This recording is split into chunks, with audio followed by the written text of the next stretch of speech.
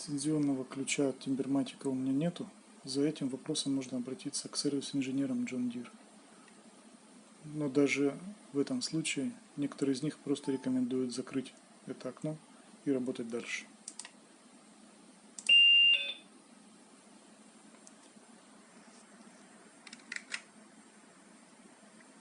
TMC тоже запускается, работает. Обмен данными по коншине осуществляется.